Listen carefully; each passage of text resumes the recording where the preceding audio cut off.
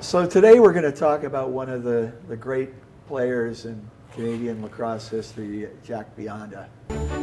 The headline says it all, beyond a doubt. Jack Bionda dominated the lacrosse scene of the 1950s and 60s like no other player. Every full season he played, Bionda was crowned scoring champion. It started in 1955 when he led the Victoria Shamrocks to the Mann Cup championship. He did the same in 1957. In 1958 and 59, he led the New Westminster Salmon Bellies to the title. In that 1959 season, he scored an unprecedented 70 goals with 74 assists for 144 points. The winning streak continued in 1960 with the Nanaimo Timberwolves, and then one more Mann Cup title for 1962 with the Salmon Bellies. Before his retirement in 1966, he played his last full season and again won the scoring championship. As a member of 5 other Halls of Fame, Jack Bionda is a welcome addition to the BC Sports Hall of Fame. All of you were connected with Jack in one way, shape, or another, either managing him or coaching him or playing with him or playing against him. So we want to try to get stories about Jack so that people in the future will be able to hear this interview and get an understanding of what he was all about and why he's such a big name, why he's remembered like he is, So. Yeah, the first time we saw Jack play, he came out here with Brampton, and he came out with a lot of foo-fur about what a great player this guy was. It was a junior Minto Cup, and he was great. And they got Billy Chisholm out to try and check him. Well, you know what Billy was like. He would hack and chop him, but he persevered. Anyway, he ended up winning the Minto Cup. Well, the numbers are astounding, and we'll show them to you later, but they don't matter when you start remembering Jack Bionda. As a kid in Victoria, I can remember Memorial Arena being packed with over 5,000 on nights as hot as this one. As good as Jackie Northup, Alan Gill, Whitey Severson, Arnie Ferguson, and countless others were, the guy who made the turnstile spin was a kid from Huntsville, Ontario.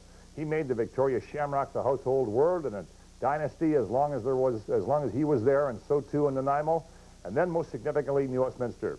Talk about free agency. I can't wait to hear about the price war back in those days, but this guy was Gene Kiniski and Tiger Williams and Gretzky and Orr and Howe all rolled into one, and maybe even a little Lindros. I could go on, but I think you get the point. Other than to tell you there are some hockey stories worth telling too, maybe from the Leafs in Boston, but perhaps more so with the Portland Buckaroos. Tomorrow night he joins Paul Parnell, Wayne Goss, and Cliff Sepka in having his Salmon Belly number 12 retired. And it's a pleasure tonight to congratulate and welcome to our show, Mr. Jack Bionda. Jack, how are you? Fine, thanks, Tom. You've been here for a while. I've been on holidays and you've been in Vancouver. Yes, I've been here since about the middle of May. What are you doing? Well, I have my own line of sticks. I design my own lacrosse stick and wooden, and I go to tournaments every weekend where from guys that high, peewee to midgets are playing, and I sell my wares at the game, and I put on a little demonstration. And in '54, he came out to Victoria. And he played for Victoria in 1954. He played for them in 1955 when they won the Mann Cup. '56, he took the year off. In '57, he came back and played for Victoria. And they were in the Mann Cup finals. And it was about that time when he had to get to camp, to Boston Bruin hockey camp. He wanted to get there. So he ended up punching the referee, and they booted him out.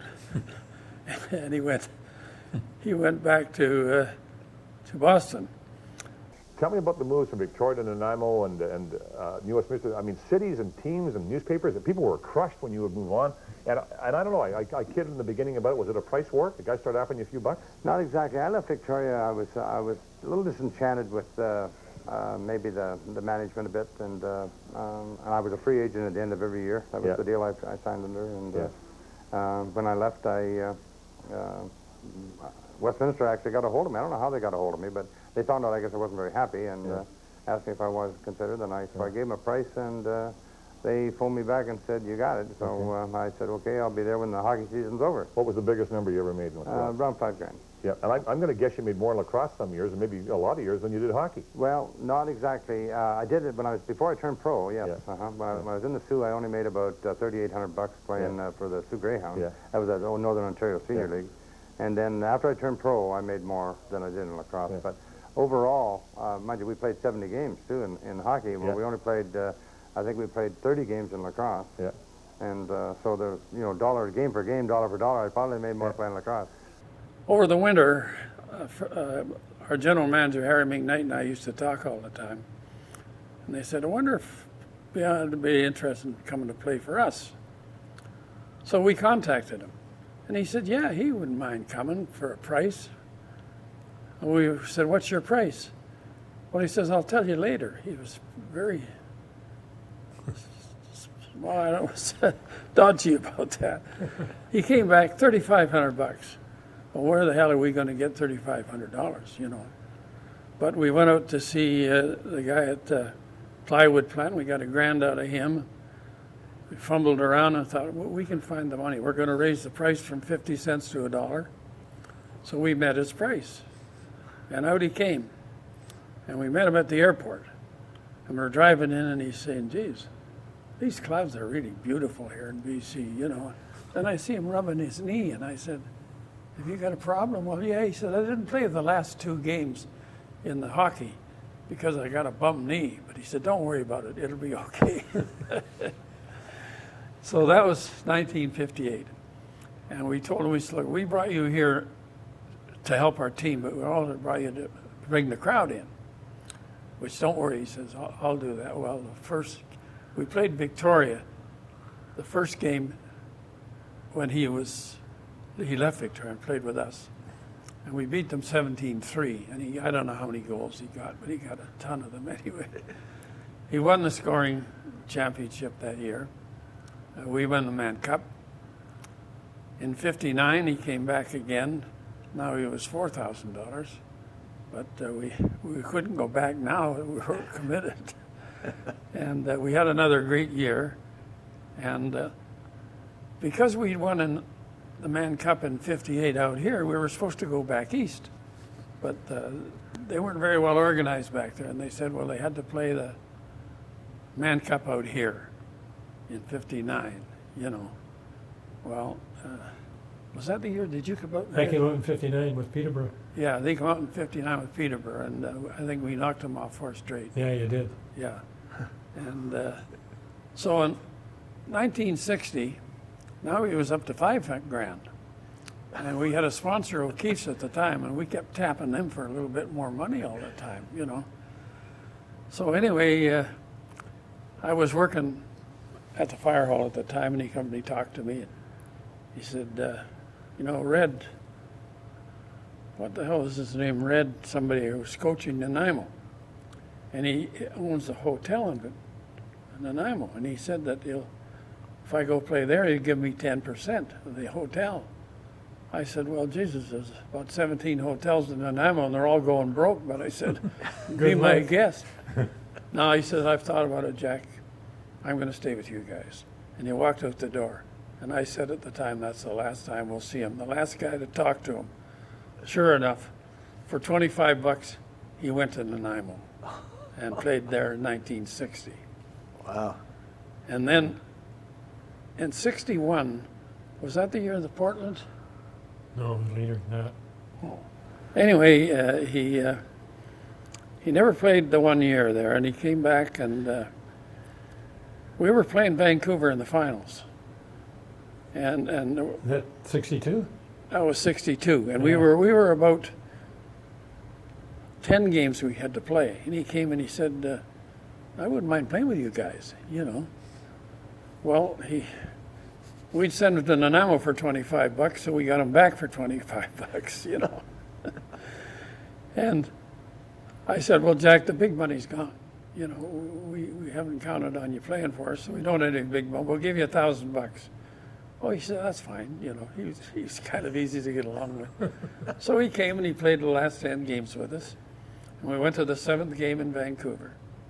And it was, we were up 8-5 with 3 minutes to go, and Marsh scored 2 goals, and then I think Barber scored a goal to tie it up, so we go into overtime. And just prior to overtime, he gets a penalty. He's in the penalty box when we start the overtime.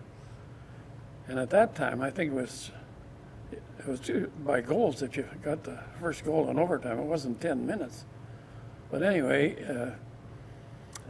he wasn't known for his back checking, but we lived up to the penalty. They didn't score on us, and he's wandering around there, and Barkley intercepts the ball and flips a backhand to him, and down he goes and scores. No, it wasn't. It was a 10-minute overtime. So he was down on scores. So now we're up 9-8, and Bill Job scored 2, and Ken Audie scored 1. So we beat them in the 7th game. Wow. So we go back east, play the Brampton. You know, and we got a good team. You know, we got Cliff Sefka, we got Paul, we got a great team. Sure. You know. Did Servey play with us? Yeah, we picked up John Servey Yeah. and Bobby Allen. Yeah. Wow. For the Mann Cup, you were allowed to pick up 2 players. Yeah. That's an all-star. So anyway, It was an all-star team. all-star team. Yeah. So we go back there and we knock them off the first game. The next game, they got a different team. They got all different players. Yeah. We said, as long as they're from Ontario, you can play them. So we played them 4 different teams, and Yeah. we beat them 4 times. Wow. We had a good team though. And we won the Mann Cup. Yeah. Wow. Yeah. Matter of fact, you were on the cover of Sports Illustrated once, Yeah, one time, yeah, I remember that, yeah. but you weren't alone. No, there was Al Stanley and I and John Pearson and Larry Regan, I think, and Cal Gardner. So that had to be a Boston And pitcher. Al Stanley, yeah. Yeah, that had to be a Boston Bruins pitcher, That was, we were called the surprise team of the National Hockey League that year. which would have been 58? 57. 57? 1957, yeah. Yeah, so this is pre-Harry Sinden and... Yes, uh-huh. yeah, and... Milt Schmidt was the coach. Lynn Patrick was the general manager then. Yeah, another Victoria connection. Yes, it is so. In Yeah. fact, he's one of the reasons I went to Boston was because Lester, his dad, used to watch the lacrosse games all the time. Yeah? And he also was a Smythe man. You know, they all grew up in the same area, those guys. And he also thought that anybody that could play lacrosse could play hockey. All right, which begs the question, who's the guy that made the call to find Jack Bionda to get you to Victoria? Bring you west? Actually, I came out here in 1952 Yeah. to play against the West in the junior Minto Cup. Minto Cup, all right. And they came over, and Red McMillan was the guy that came over to see me in New Westminster. Right. And asked me if I wanted to come out. Well, I was getting married in 53, and I said, no, I don't think I want to come out. And so then they came back in 53 and wanted me to go out, and I was just playing with the Marlboros at that time, hockey, and I said, no, I'm going to stay in the East this year. So they came back out again in 54 and saw me again, and we decided to go. So that's how, it was really Red McMillan was the first guy that got me to come. Yeah, all right. Thank you, Red. All right. He came back and played for us in 1963, won the scoring again. And then in 64, halfway through the season, he was getting a little slowing up a bit. And he said, geez, I got a bad back. I don't think I can finish out the season. So he picked up all his 5 kids and his wife and headed back to Huntsville. Wow. So that was the end of him. And Delivered papers they had delivered papers. in the morning. In Yeah. the Got a morning. paper route. And then he He did whatever he had to do. He did what he had to make a do to buck. make Yeah. a buck. Yeah. You know, he was that kind of guy. He Yeah. had his tasty freeze. Yeah. He had all. Yeah. He lived on the edge a little bit. You Yeah. know, when he came out here, If you wanted to get a suit, all you had to do was chalk the jack. yeah. In '59, he was out here, and a bunch of his buddies came from Ontario, and they had all these suits. And he had a little house out in Surrey, and he had all the suits there, and he was selling them. And I went to him. I said, Jesus. All these kids around here admiring you. What a great guy you are, and a great person. You're doing this, you'll end up in jail.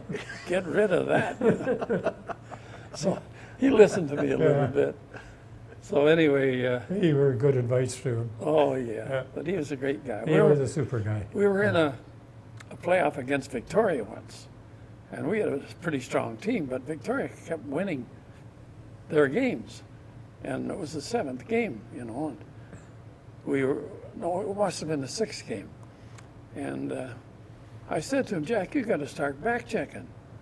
Oh shit, he said, I tried that once, I didn't like it. But that's the kind of humor the guy, he was funny, yeah. But he was good defensive at times. He could intercept.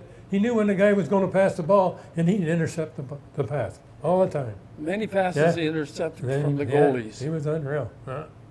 He was a good How- size. Like how tall do you think he was? How I'd much, say he was 6 feet. Oh, he's over 6 feet. Yeah, he's Yeah, maybe But 6'1". 6'2", probably. yeah. how much he weigh? Over 200? Oh yeah. Oh, yeah. Yeah, Yeah, yeah. He's Yeah. big. 220 at Yeah. least. That's why he couldn't run fast. He was too heavy.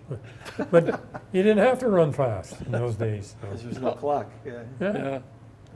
Yeah, he'd get the ball and feed a rock. He'd check him the odd time and try to get the ball off him. He had a hell of a time getting the ball off him. I was going to ask you about your most memorable game. I'd have to say it was the night I broke the record in New Westminster in 1959.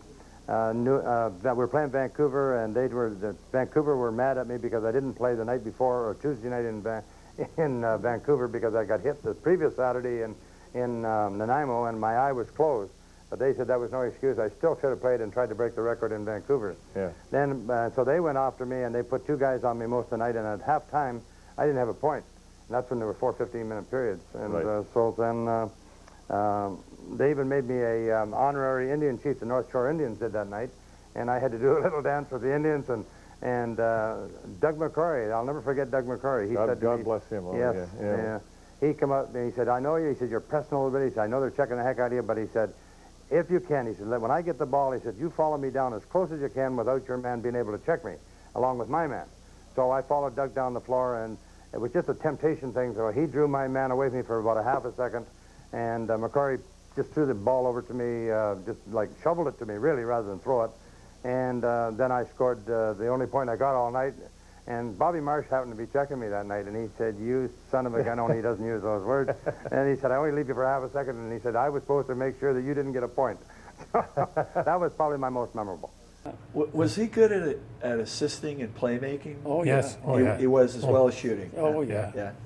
Especially when he used to play the point in the odd man. And I don't know what the move that he used to make. He would draw the 2 defensive guys off onto him, and I played, and he'd just backhand it to you, and you had an open net. If you didn't score 2 or 3 goals, you weren't playing very good for Bionda. But He had vision. Huh? I don't know how the moves that he used to make were unreal.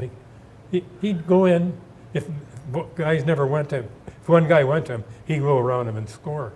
If both guys come, he'd pass it to either you or the other guy for the shooter. And it was every time it was great to play with him. So he took whatever they gave him. Yeah. And he Oh, worked okay. with what Yeah, they he gave did, him. yeah. So that's. And yeah.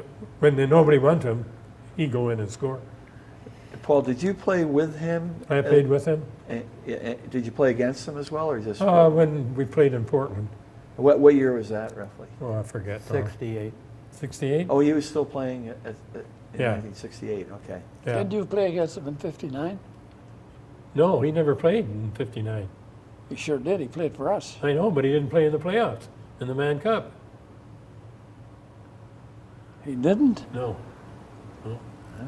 Check that out. Yeah, check it out. Yeah. Yeah. I don't remember him playing in Oh, yeah, he played. 59, no. He played in 59. I think he was back east playing hockey. No, he played 59 for us in the Mann Cup. I know no, I don't think so. I'll bet you. Yeah, okay. You got it. I don't remember him anyway. Oh, yeah. I think the best team I ever played with was Victoria, New Westminster in 1959. That had to be the best team I ever played on. Victoria would be the next closest, and that was in 1955. Mm-hmm. And we won the Mann Cup that year also, but it was, the talent was pretty close the same. I don't know who would win if we played Victoria against New Westminster, the 2 teams. Yeah, but the rinks used to be full either way. Yeah, that's You know. right. We had full rinks. So in Portland, he was playing for the Bruins hockey organization. Yeah, but Buckaroos, I think. In Yeah. '68. Okay. But it was a lacrosse team in Portland at that time. Okay. The Coquitlam team. Wasn't Coquitlam moved down there Yeah. and played there? That was that pro league that had Detroit. Not and pro, it wasn't pro league. Oh, semi-pro? Wasn't it semi? No, the Adanacs moved down there. No. Oh, okay. Playing against them, I had to play the short man play, and he'd charge through the middle every once in a while. And like Paul said, you know, he's coming, he's got that great shot, fake wise or anything. Yeah. If you draw 2 guys or whatever, he's just going to flip you a backhander. And of course, they had a hell of a power play, him on the left-hand shooter and Sepka on the right hand. And so anyhow, I thought, well, how do you, I played the back part of the short man play, and they, was it Billy Job that had a shot that was 200 miles an hour? If you missed the net, they take your leg off. Yeah. You had a duck for Billy, so. Well, they were usually low, thank God, so Yeah, I have a welt of lacrosse ball Yeah, on my yeah. leg for a month or Yeah. 3 weeks or whatever. So Bionda coming through the middle, guy that coached our junior team in our first year in the WNA, his name is Bill Dickinson. And he never even had a pocket in his stick. But when he, like Bionda, didn't have that big deep pocket, he flicked the ball and it was like, it was one of the hardest shots around. Yeah. I think we took a And anyhow, in practice, a guy named Ron Bodner, a big guy, he used to, we put us on opposite ends, and then we'd have to try to, with the rest of the guys, run around him. Well, Bill couldn't move too good or whatever, but he'd reach out and chop you. And his wrist chop, and even talking to some of the old players older than us, like the Cavlins and whatever. Yeah. Maybe Jack would remember the Cavlins, but they were pretty good lacrosse players. And a few other guys, I can't remember all their names now. I had an imprint of a lacrosse stick on my chest for a month. But like, I mean, I didn't know whether I was going to live or not. So when Bionda used to charge through the middle, I don't care about the ball or his stick. I just chopped him in the chest. And I got not a bad chop. He has a good chop. You can ask Paul. But not as good as Bill Dickinson's. No.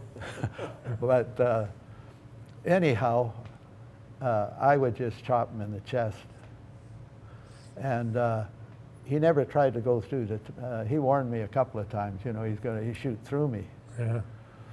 And I said, yeah, well, my stick might be a little higher and I might chop your chin off while I'm at it.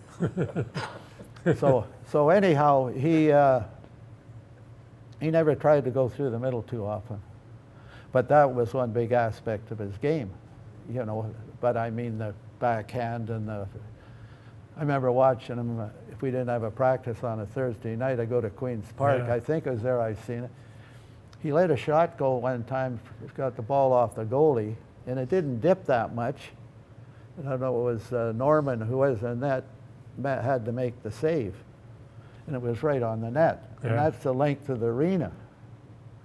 So yeah, to contain him was not a one-man job anyhow, but so you had to make him hurt a bit. That was my strategy. Yeah. Now, you played with him and you played against him? Yeah. So tell us about the teams that, when you played with him and played against him. Well, I played with him in Portland. Okay, down in Portland. And we had a pretty good team, but never as good as the Salmon Bellies. I think one year we did or something, and Como want to get paid for going back east, so I think the executive and whatever weren't too fond of that because you can get time off in the fire department. Somebody just work your shift and whatever. But prior to that, you're lucky if one or two guys that could make a lacrosse team, and they always had a powerhouse. To me, the best two-way player that ever played the game was a guy named Mike Gates, and he came over to the Adnaks, but he ended up playing, I don't know, 1 or 2 years with the Salmon Bellies. Yeah. Him and Charlie Saunders. Yeah. Yeah. Stidolf, Saunders. And their junior A team was a hell of a team. But how many guys could jump up and get a spot on a team and whatever, right? Yeah. And he's from Port Coquitlam Gate, so he came over. But he used to win the scoring race, and he never played on the power play. That's how good he was. I was going to ask Jack, I started watching lacrosse, I guess, when Kevin Alexander was playing. How would he feel Kevin Alexander or the Gates, Paul and Gary, would do back when he was in his heyday? Well, they're both, the three of them, the two Gates boys and Kevin, of course, they're super athletes and they're great lacrosse players, and it wouldn't matter whether they played 20 years ago or 20 years from now. They would still play as well as they did when they did play. Talent is talent. Oh, yeah, Yeah. for sure. They got it. Well, so because you played so much pro hockey, I mean, people talk about hockey comparisons one year to another. Are you suggesting then lacrosse is more stable? Like the level is there and it's going to stay there? The level is there. The game has changed a lot. Like lacrosse has speeded up to the point where there's not much individualism anymore. But the basics are all the same. You know, the stick handling is the same. Yep. Except we probably got noticed more because we could hang on to the ball longer. We didn't have to get rid of it. You're not going to be Howie Meeker and cut up the fundamentals now, are you? No, I played for Howie 1 year in Pittsburgh. Yeah. I know exactly what he's like. No, I'm not going to But lacrosse fundamentals are still okay? Yes, they certainly are. They're exactly the same as they were when I played. When he's playing for Nanaimo, he came over one night and he came to me and he said, "Jesus, Jack, I've lost my stick. I don't know, I left it on the ferry or left it on the airplane or something. Have you got a stick I can borrow?" And I had a stick I just used to play around a little bit, you know, with it. Well, I said, "You can take my stick." We beat them 8-7. He scored 3 goals and 4 assists with a stick he never had in his hand. Wow. I mean, that's just how great the guy was. Yeah. He's the only guy that I know that didn't have to break in a stick. He could pick any. We used to have the old timers game. He'd come out and he wouldn't have a stick, so he'd borrow one of the kids' sticks. He'd go and score 4 or 5 goals. Never broke the stick in. Wow. Played with a stick that the first time he's had it. It was unreal. I never seen anybody play without breaking in a stick. He was colorful too. Yeah, I mean, he was the most colorful player all the years he played. Yeah. You know, he just had that charisma. You know, the kids just loved him. You know. Well, they'd all copy him. At the old timers games, he'd come and put a show on for the kids. He'd do the overhand like that when the ball would stay on the stick, and he'd go in and give it a backhander in the net, and the whole works. It was a stick that first time he's ever used it, and he could score with it. Wow. It was unreal. Who's the guy that copied him? Of course, you know. You were just at his wake. Yeah. Ray Benny. Yeah.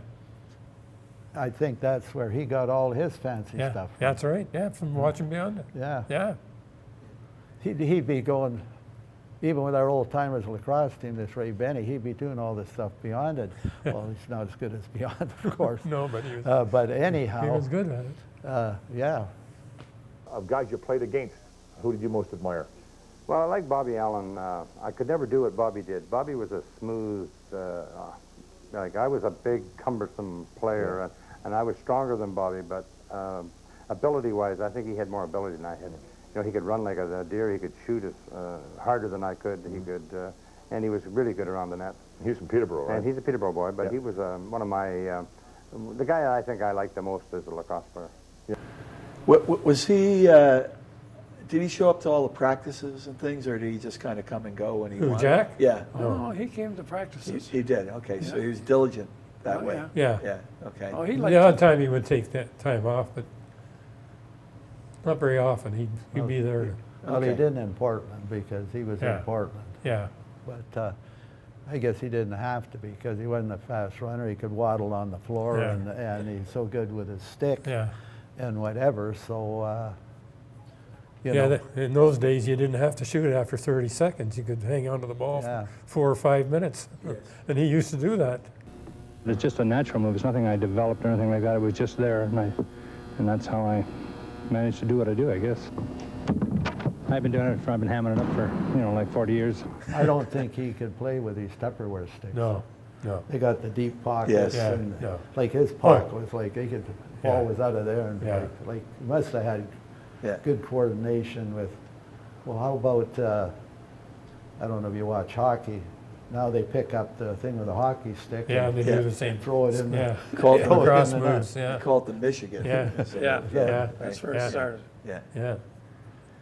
so, Yeah, the young guys are good at picking up the puck and scooting around the net and putting it in the top corner. Especially the one guy from Yeah. the Ducks. Yeah. so where would you rank Jack in terms of Number one. great players of the game? Number one. Number one. When he played. East and West. The best in Canada. You can say Oh, whatever. no, you- I'm going to say what I think. Yeah. Yeah.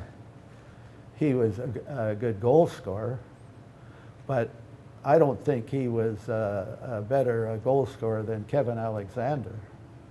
But showmanship and whatever, now he'd probably be better because they don't check now in the game. So he'd had it, so would he. They have a field day, just shooting and whatever. Again, no one's putting a stop to the show this guy puts on. And this time he stopped. But all around two-way player, loose balls, scoring and all works. And I played with a lot of the best in the East and against the best New Westminster here too. And I take my gates.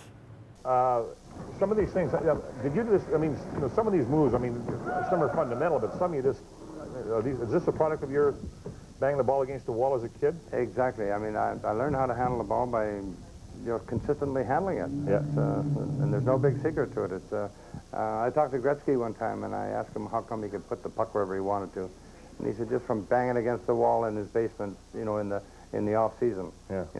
He had it in his hand all the time. Yeah. And that's what you have to do if you want to get better at it. How did he compare against, say, like Bobby Allan or Gaylord Powless? Well, I played with Bobby Allan and with Bionda, and Bionda, as far as I'm concerned, he was the best player in Canada at that time. And how did he do when he played hockey for the Bruins? He didn't play very much. He wasn't. Made the team, though? He made the team, and that was it, yeah. He wasn't that good at hockey. Yeah.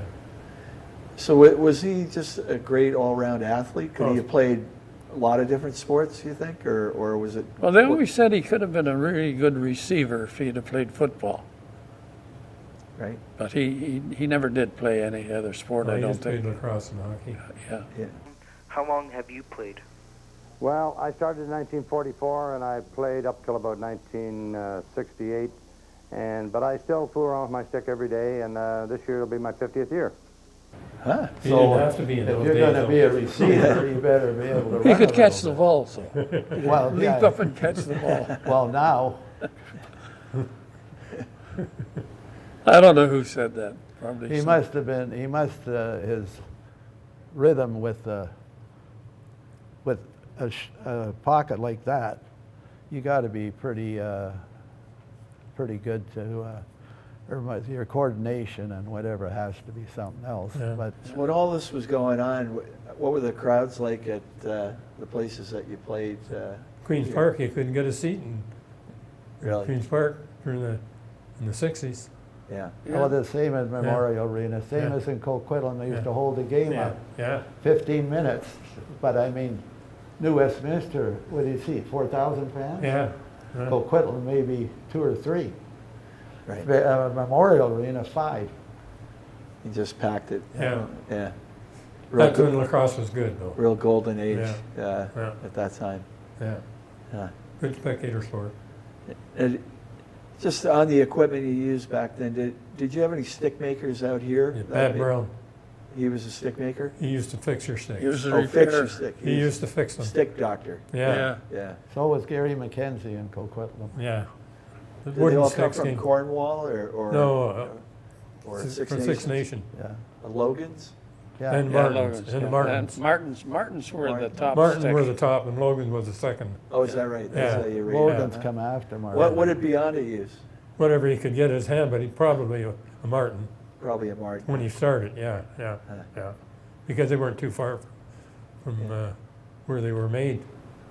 And so nobody out here made sticks. 'Cause No. they probably didn't have the shag No. bark hickory No. or like. Pat Brown used to come into our dressing room after every game and collect the sticks that need to be repaired. And then the next day, you'd go there and they'd be fixed for you. Wow. Yeah. Unreal. Some guys were Super really good guy. at that. Oh, he was a wonderful He was man. just a Even great fixed guy. my stick Yeah. a couple of times. Yeah.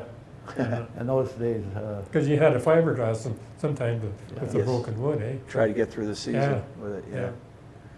Yeah.